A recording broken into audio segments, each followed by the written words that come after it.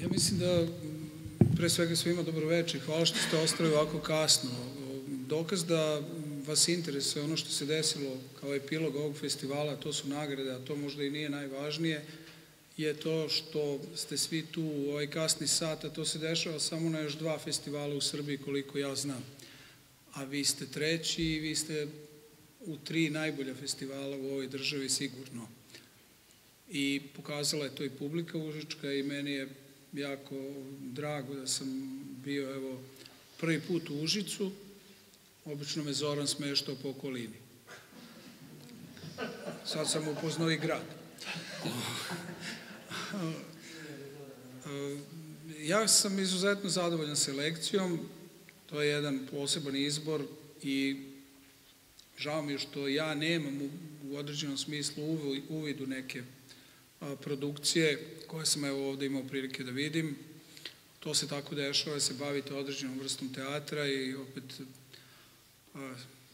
nije to ono kao glumite Beograđana, pa sad neću da se, ja zaista gledam predstave po Srbiji, ali ne mogu sve da vidim i ne mogu da vidim sve po regionu i ovo je jedna zgodna prilika i vidio sam nešto što nisam uspevao da vidim, a zadovoljan sam zato što sam video i neku inovativnost i neke pokušaje koje do sad nisam ni zamišljao da postoje u nekim nacionalnim, pre svega, teatrima.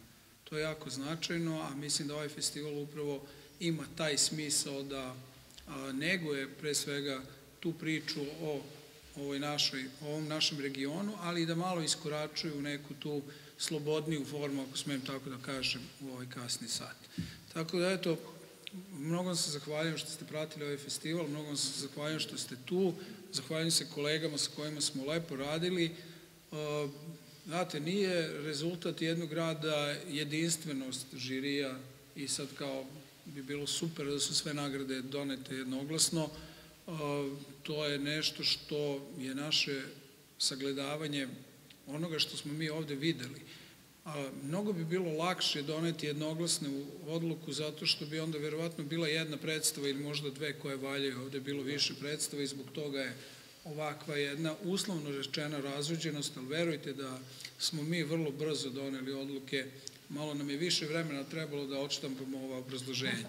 Tako da, eto, nadam se da ste zadovoljni obrazloženjima. Brana i ja smo se potrudili da ona izgledaju ovaj kasni sat suvislo i da, eto, na taj način potvrdimo sve ono što smo mi mislili i što ovaj festival u stvari donosi kao poseban festival u ovom regionu.